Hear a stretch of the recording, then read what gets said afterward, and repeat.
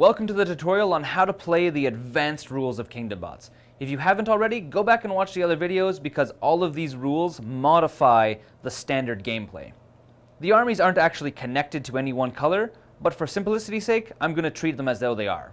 Let's talk about yellow first. Yellow are the bots that dig through the scrap yards. They build robots from the remnants of old robots, from the relics that mankind has left behind, and they're piecing together their civilization and their kingdom, rather than building new, fresh robots all the time. The way we've represented this, their mining settlements produce one resource each turn, but also one troop each turn, because they're not really just digging for resources, they're putting new robots together. They also build a special building called a scrapyard, represented by Lego, that allows them to roll a die that gives them 1 to 3 troops every single troop phase. The scrapyard doesn't have to be built on a factory, it can also be built on a mining settlement. The strong thing about yellow is it has a very well-built military. They produce troops, which then take over the board really quickly. But they have an extremely weak economy, meaning you really need to be playing a lot of resource cards to try and keep up with all the rest of the expansion going on the board. Next, we have the red army. Red is the military army. They believe that there is one plan for every robot out there.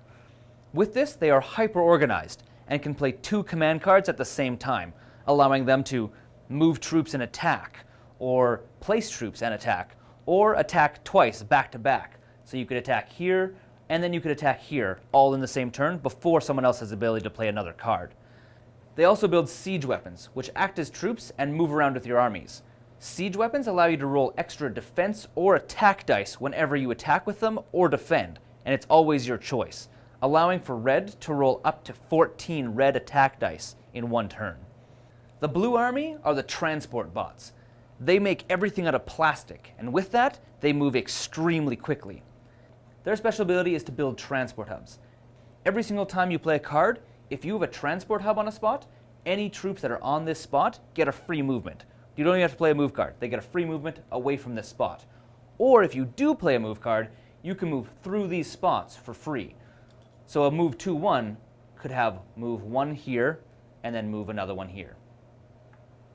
The other modifications to the blue army is they don't get a consolidation phase, which kind of hinders them when it comes to growth. But don't let that discourage you, because every one of their mining settlements produce 3 resources a turn, allowing for them to take greater risks when attacking and defending, because they can just rebuild stuff in no time flat. And lastly is the green army. The green army comes from the ground. They are the mining bots. They are the bots that came out of the earth and didn't know that mankind was gone. And with that, they believe they are from the earth itself. That ideology has driven them into an almost religious-like civilization.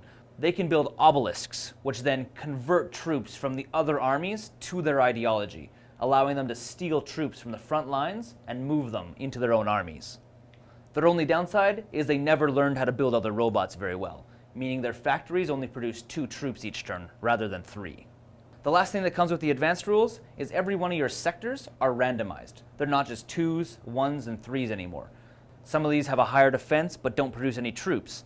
Others produce a ton of resources but aren't worth any victory points at the end of the game. And every new game, you randomly place the sector bonuses.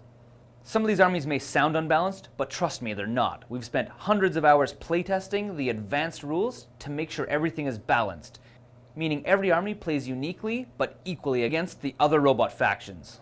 Thanks for watching the summary of the advanced rules, and remember, what's left of the world is yours for the taking.